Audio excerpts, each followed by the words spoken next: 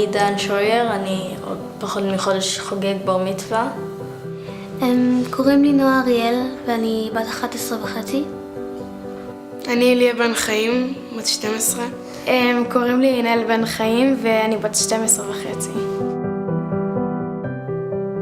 התהליך התחיל בזה שהן כתבו לעצמן מכתב, שהן אמורות לפתוח אותו בעוד ככה וככה שנים. אין לי מושג, זה מאוד אישי, אז גם לא פתחתי כדי לקרוא את זה. כתבתי הרבה שאני אשאר רגועה, שמסר לעצמי, לא לכעוס. ואז זה עבר ליצירה עצמה של הציור. מיכל עזרה לי לבחור תמונה לציור, איזה צבעים יהיו שם, מה יהיה ברקע. זה בעצם שקף, שקופית כזאת, על קנבס של הפנים שלי, ואני צריכה לעבור על זה בעיפרון. וזה היה רגע כזה שבצד אחד לא הבנתי מה אני צריכה לעשות.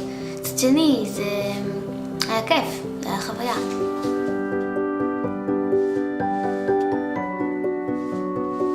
פעם לא חשבתי על לצייר את עצמי, במיוחד לא בצורה כזאת.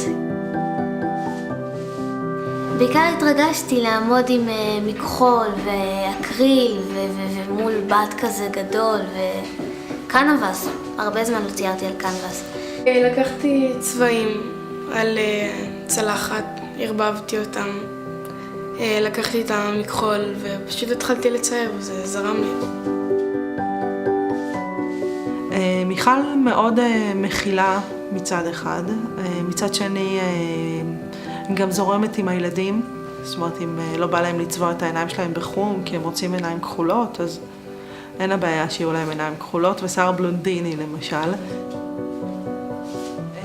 כאמא יש לנו המון אפשרויות לפני הבת מצווה, זאת אומרת, אם אנחנו לא רוצים לעשות את הדברים הסטנדרטיים או לעשות טיול אחד שהוא מאוד גדול, אלא לחלק את זה לכמה דברים קטנים שיעצימו את הילדים, את הילדות, את הילדים, אז בעצם התקציב הוא די מוגבל בסופו של דבר, אבל כן חשוב לנו שהם ייקחו אותם בשנת הבת מצווה שלהם משהו שימשך איתם לאורך שנים, לא רק מבחינת המוצר הסופי, אלא גם כחוויה. והציור הזה נפל לנו בדיוק במקום שרצינו. היה לו המון התעסקות, המון רעיונות ומחשבות, וראו שהוא הולך עם זה, זה היה כיף.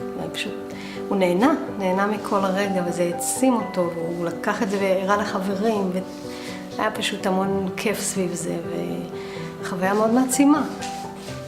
אני מרגישה מאוד גאה במה שיצא לי. לקח לי הרבה זמן לעשות את זה. זה מפתיע אותי פתאום שאני רואה שאני יכולה לצייר ברמה כזאת. הבנתי שאם אני מנסה ומשתדלת, אז בסוף יש לי ניסיון, ועם הניסיון הזה אני יכולה לעשות דברים שלא יכולתי לעשות קודם. אני יכולה להגיד שאני יפה פה.